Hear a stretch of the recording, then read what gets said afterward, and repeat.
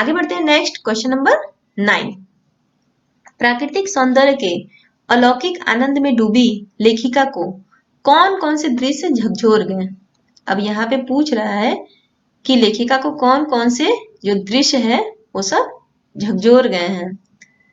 तो चलिए इसको भी जानते हैं कि प्राकृतिक सौंदर्य के अलौकिक आनंद में डूबी हुई लेखिका के हृदय को कुछ दृश्य बहुत ही झकझोर गए। वे इस प्रकार है। पहला दृश्य जो लेखिका को झकझोर गए, अद्वितीय सौंदर्य से कुछ पहाड़ी औरतें पत्थरों पर बैठी पत्थर तोड़ रही थी। हम आपको सारांश में भी ये कहा, मतलब स्टोरी तो बताए थे कहानी को। अगर आप सुने होंगे तो जान रहे होंगे कि बहुत ही इतनी सुंदर सुंदरता के बीच कुछ पहाड़ी औरतें क्या कर रही हैं, बैठकर पत्थर तोड़ रही थी। मतलब उनका जो हाथ है वो जो कोमल हाथ है, जो आटे गूंथने का समय है, उस आटे गूंथने के समय वो क्या कर रही है, आटे नहीं गूंथ रही बल्कि हाथों में कुदाल और हथौड़े लिए वो पत्थरों को तोड़ रही है। तो ऐसी स्वर्गिक सौंदर्य के बीच भूख और मौत, दैन और जिंदा रहने की ये जो जंग औरतें लड़ रही है, इसको देखकर लेखिका का हृदय कैसा हो गया, एकदम झकझोर सा गया, झकझोर गया। देखकर मतलब उनको बहुत ही कष्ट हुआ।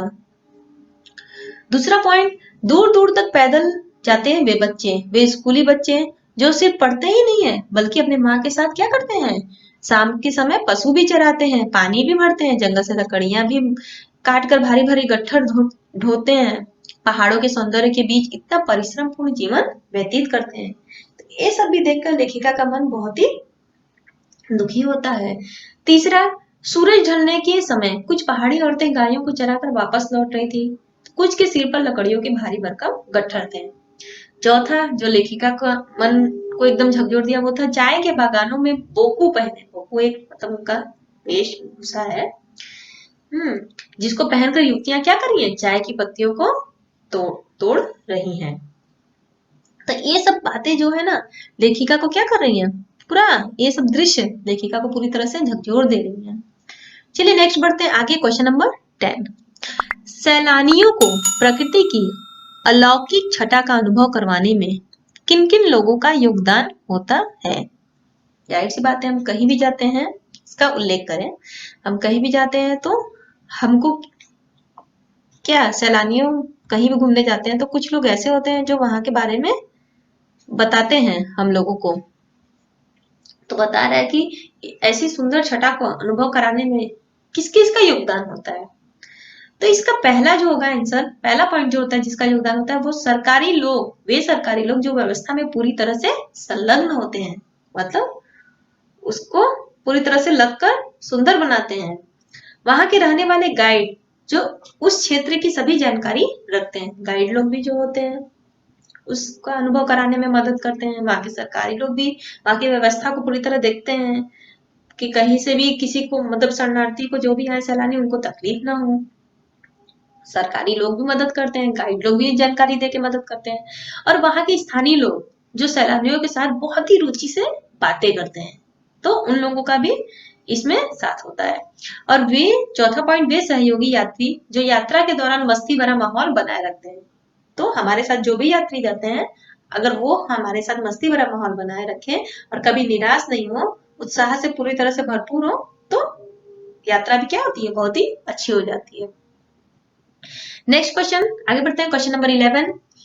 कितना कम लेकर ये समाज को कितना अधिक वापस लौटा देती है, इस कथन के आधार पर स्पष्ट करें कि आम जनता की देश की आर्थिक प्रगति में क्या भूमिका है। चलिए नेक्स्ट इसका आंसर जानते हैं, क्वेश्चन नंबर 11 का, कि एक और पहाड़ों पर रहने वाली औरतें सड़कें बनाने के लिए पत्थर तोड़ रही थी, और पहाड़ों पर रास्ता बनाना कितना कठिन कार्य है, जरा सी चूक हो जाने पर सीधे पाताल में प्रवेश, पाताल मतलब मर जाओ, ऐसा हाल होता है। तो ऐसा कठिन कार्य पहाड़ों पर रहने वाली औरतें कर रही थी। तो दूसरी ओर पीठ पर बच्चों को बांधकर पत्तों की तलाश में वन वन मतलब जंगल जंगल डोलती इधर उधर जाती आदिवासी युवतियां। उन आदिवासियों के जो फूले हुए पैर हैं और इन पत्थर तोड़ती पहाड़ियों के जो हाथ में पड़े ठाठ हैं, ये देश की आम जनता ही नहीं बल्कि ये जीवन का संतुलन भी है। इस आधार पर कहा जा सकता है कि देश की प्रगति का आधार यही आम जनता है जिसके प्रति सकारात्मक आत्मीय भावना भी नहीं होती है। यदि यह जनता अपने हाथ खड़े कर दे, देश की प्रगति का पहिया क्या हो जाएगा? एकदम ब्रेक लगने जैसा रुक जाएगा। और दूसरी ओर इन्हें ही इतना कम मिलता है कि अपनी दैनिक आवश्यकताओं की पूर्ति, ये जो अपनी रोज की भी आवश्यकता है, ये लोग इतना मतलब अच्छा काम करते हैं, फिर भी इन्हें ही इतना कम मिलता है कि इनकी रोज की जो आवश्यकता होती है वही पूर्ति वो नहीं कर सकते हैं। तो सामान्य कार्यों से लेकर असामान्य कार्यों तक अपने प्राणों को हथेली पर रखकर ये लोग क्या करते हैं? कठिन कार्य करते हैं। इसीलिए तो कहा है ना कि कितना कम लेकर कितना कुछ ये समाज को वापस लौटा देती है। तो इसी आधार पर कहा गया है कि आम जनता देश की जो आर्थिक प्रगति है उसमें उनका यही भूमिका है।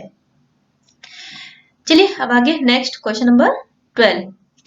आज की पीढ़ी द्वारा प्रकृति के साथ किस तरह का खिलवाड़ किया जा रहा है? इसे रोकने में आपकी क्या भूमिका होनी चाहिए? जाहिर सी बात है कि आज की जो पीढ़ी है वो प्रकृति के साथ बहुत ही खराब व्यवहार कर रही है। जैसे प्रकृति के जो टूटते चक्र में ये जो वर्तमान पीढ़ी है इस तरह काम कर रही है जिससे प्रकृति दिन प्रतिदिन हमसे रूठती जा रही है, गुस्सा होती जा रही है, जिसके कारण प्राकृतिक आपदाएं इतने भयंकर रूप धारण कर रही हैं और जिन्हें रोक पाना मुश्किल है। प्राकृतिक आपदाएं जब भी आती हैं हम उन्हें रोक नहीं सकते क्योंकि वो बहुत ही भयंकर रूप लेके आती हैं। जैसा कि आप अभी ही देखे होंगे उत्तराखंड में प्राकृतिक आपदा हुआ, ग्लेशियर जो टूट गया जिसके कारण प्राकृतिक आपदा आया। तो पहाड़ों पर प्रकृति की शोभा को नष्ट किया जा रहा है और वृक्षों को काटकर क्या किया जा रहा है? पर्वतों को पूरी तरह से नग्न कर दिया जा रहा है। जो शुद्ध पवित्र नदियां को कई प्रकार से प्रदूषित भी किया जा रहा है। तो नगरों का, फैक्ट्रियों का वो जो गंदा पानी है पवित्र नदियों में छोड़ दिया जाता है। सुख सुविधा के नाम पर पॉलिथीन का ज्यादा से ज्यादा लोग प्रयोग कर रहे हैं। वाहनों के द्वारा प्रतिदिन छोड़ा हुआ जो धुआं है वो भी पर्यावरण के संतुलन को क्या कर रहा है? बिगाड़ रहा है। इस तरह प्रकृति का जो गुस्सा है बहुत बढ़ रहा है और मौसम में परिवर्तन आ रहा है, ग्लेशियर पिघल रहे हैं। इस तरह प्रकृति के साथ हो रहे खिलवाड़ को रोकने में हम क्या सहयोग दे सकते हैं? चलिए आइए जानते हैं। पहला कि वर्तमान में जो उपस्थित वृक्ष हैं उनको न काटें और न ही किसी को काटने दें। दूसरा पॉइंट, जितना हो सके वृक्षारोपण करें, मतलब हम वृक्ष को लगाएं और दूसरों को भी वृक्ष लगाने के लिए प्रेरित करें। तीसरा पॉइंट, वाहनों का प्रयोग कम से कम करें। जैसे पास से सब्जी लाना हो या कोई पास का काम हो तो हमें वाहन का उपयोग नहीं करना चाहिए। व्यर्थ कहीं भी हमें घूमने जाना हो पास की जगह में तो हमें वाहनों का उपयोग नहीं करना चाहिए। चौथा पॉइंट, पॉलिथीन, अपशिष्ट पदार्थों तथा नालियों के गंदे पानी को नदियों में न जाने दें। मतलब इस तरह जो है गंदे पानी या पॉलिथीन है इनको हमें इस पवित्र नदियों में नहीं जाने देना चाहिए। चलिए आगे बढ़ते हैं। Next question number 13। प्रदूषण के कारण स्नोफॉल में भी कमी का जिक्र किया गया है। तो प्रदूषण के और कौन कौन से दुष्परिणाम सामने आए हैं उन्हें लिखें। इसका आंसर होगा कि लेखिका जब लायुग में बर्फ देखने की इच्छा सजोए हैं, मतलब वो के मन में है कि हम बर्फ देखेंगे, तब लायुग में बर्फ देखने को मिल जाएगी। लेकिन वहां पे घूमते हुए एक सिक्किम का एक जो युवक था वो उनकी इस इच्छा पर, जो लेखिका की इच्छा थी कि हम बर्फ देखेंगे, उनकी इच्छा पर कहकर ये पानी फेर देता है। क्या कहकर पानी फेर देता है? कि बढ़ते हुए प्रदूषण के कारण स्नोफॉल भी कम होता जा रहा है। अब बर्फ कटाव में मिलेगी, अतः स्नोफॉल न होना इस बढ़ते प्रदूषण का क्या है? दुष्परिणाम है। और इस तरह प्रदूषण के अनेक दुष्परिणाम सामने हैं। जैसे पहला, अंटार्कटिका की बर्फ निरंतर पिघल रही है जिसके कारण समुद्र का जल स्तर बढ़ता जा रहा है और धरती की सीमाएं डूबने लगी है। दूसरा, नदियों में पानी की मात्रा में इतनी कमी हो रही है जिसे देखकर नदियों के सूखने की आशंका होने लगी है। तीसरा पॉइंट, नदियों की पवित्रता समाप्त हो गई है जिससे पीने के साथ जलीय जंतुओं का जीवन खतरे में पड़ गया है। चौथा, पेड़ कटने से कार्बन डाइऑक्साइड, ऑक्सीजन का भी संतुलन पूरी तरह से बिगड़ गया जिससे स्वास्थ्य पर बहुत ही बुरा असर पड़ रहा है। पांचवा पॉइंट है, मौसम चक्र बदल गया है जिससे पैदावार घट रही है और प्राकृतिक आपदाओं ने भी अपना जोर पकड़ लिया है। तो ये था प्रदूषण के कारण, ठीक है, दुष्परिणाम जो सामने आए हैं। चलिए आगे बढ़ते हैं। नेक्स्ट क्वेश्चन नंबर 14, कटाव पर किसी भी दुकान का न होना उनके लिए एक वरदान है। इस कथन के पक्ष में आप अपनी राय को व्यक्त कीजिए। तो अब यहाँ पे बताया जा रहा है कि कटाव में एक भी दुकान नहीं है और वो दुकान नहीं है जो एक वरदान बताया गया है। ये क्यों कहा गया है? कटाव को अपनी स्वच्छता और सुंदरता के कारण हिंदुस्तान का स्विट्जरलैंड कहा जाता है, या उससे भी अधिक सुंदर कहा जाता है।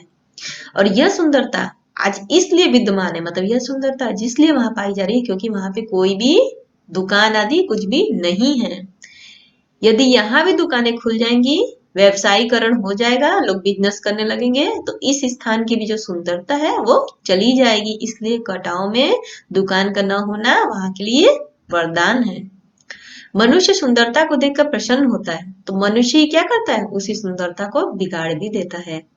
अपनी जिम्मेदारी और कर्तव्य का पालन न कर प्रयुक्त चीजों के अवशिष्ट को जहां तहां फेंक सौंदर्य को ठेस पहुंचाए बिना नहीं रहता है मनुष्य। कटाव में दुकान न होने से व्यवसायीकरण नहीं हुआ है, जिससे आने जाने वालों के लोगों की संख्या भी क्या है, वहां पे कम है, सीमित है, जिससे यहाँ की सुंदरता भी बची हुई है। अन्यथा दुकानें आदि अगर खुल जाएंगे तो वहां से अन्य पवित्र स्थानों की जो सुंदरता वो चली जाएगी। वैसे ही कटाव की भी सुंदरता भी मटमैली हो जाएगी। नेक्स्ट पढ़ते हैं आगे, क्वेश्चन नंबर 15, प्रकृति ने जल संचय की व्यवस्था किस प्रकार की है? मतलब हमारी जो प्रकृति है वो भी जल को इकट्ठित करके रखती है, संचय करके रखती है, किस प्रकार? तो इसका जो आंसर है, प्रकृति के द्वारा जल संचय की व्यवस्था है वो हिम शिखर, जो पर्वतों के जो ये बर्फ के जो पर्वत हैं उनके रूप में बहुत ही अद्भुत ढंग से की गई है। प्रकृति सर्दियों में, मतलब ठंडी में क्या होता है, बर्फ के रूप में जल को क्या कर लेती है, संग्रह कर लेती है, बर्फ के रूप में बर्फ बन जाता है, पानी क्या होता है, बर्फ बन जाता है। गर्मी में क्या होता है, पानी के लिए जब त्राही त्राही मचती है तो यही बर्फ शिलाएं पिघलकर जल की धारा बनकर हमारे जो सूखे हुए कंठ है उनको तरावट पहुंचाती है, मतलब हमारी पानी की कमी को वो पूरा करती है। कितनी अद्भुत व्यवस्था है प्रकृति की जल संचय करने की। इस प्रकार प्रकृति द्वारा ये जो जल संचय जो इकट्ठा की करने की व्यवस्था है वो पहाड़ों पर जाड़े में बर्फ के पहाड़ बन जाते हैं और यही हिमशिखर पिघलकर नदियों के द्वारा कृषि की, लोगों की, धरती की प्यास बुझाते हैं। नेक्स्ट लास्ट क्वेश्चन है क्वेश्चन नंबर 16, देश की सीमा पर बैठे फौजी किस तरह की कठिनाइयों से जूझते हैं, उनके प्रति हमारा क्या उत्तरदायित्व होना चाहिए? तो इसका आंसर होगा कि देश की सीमाओं पर बैठे जो फौजी है उन सभी विषमताओं में जूझते हैं जो सामान्य जनजीवन के लिए बहुत ही कठिन है। इतनी कड़कड़ाती ठंड, जहां तापमान माइनस में चला जाता है, जहां पेट्रोल को छोड़ो सब कुछ जम जाता है, ऐसी कठिनाइयों में फौजी जवान हर समय क्या रहते हैं, तैनात रहते हैं बॉर्डर पर। इसी तरह शरीर को तपा देने वाली गर्मियों के दिनों में भी, रेगिस्तान में भी रहते हुए हाँफ हाँफ कर अनेक विषमताओं से जूझते हुए कठिनाइयों का सामना करते हैं हमारे फौजी लोग देश के सीमा पर। उनके प्रति हमारा दायित्व है कि हम उनका सम्मान करें, उन्हें देश के प्रतिष्ठा और गौरव को अक्षुण्ण रखने वाले महारथी के रूप में आदर दें, उनके और उनके परिवारों के प्रति सम्मानीय भाव तथा आत्मीय संबंध बनाए रखें, सैनिकों के दूर रहते हुए उनके हर कार्य में सहयोगी बने, उन्हें अकेलेपन का एहसास न होने दे तथा उन्हें निराशा से बचाएं। तो ये था साना साना हाथ जोड़ी का पूरा प्रश्न उत्तर। आशा करती हूँ कि आपको ये वीडियो अच्छा लगा होगा। वीडियो को अच्छा लगे तो वीडियो को लाइक करें, चैनल को भी सब्सक्राइब करें, बेल आइकन पर भी क्लिक करें ताकि आपको आगे भी इसी तरह के वीडियो के नोटिफिकेशन मिल सके। जिन्होंने चैनल को सब्सक्राइब किया उनको बहुत बहुत धन्यवाद। और यदि आप इस वीडियो को टेक्स्ट के रूप में भी चाहते हैं तो आप हमारे नीचे दिए गए डिस्क्रिप्शन बॉक्स में जो लिंक है उसमें क्लिक करके, वेबसाइट का जो लिंक है क्लिक करके आप इसको टेक्स्ट के रूप में भी प्राप्त कर सकते हैं। हमारा वीडियो देखने के लिए बहुत बहुत धन्यवाद।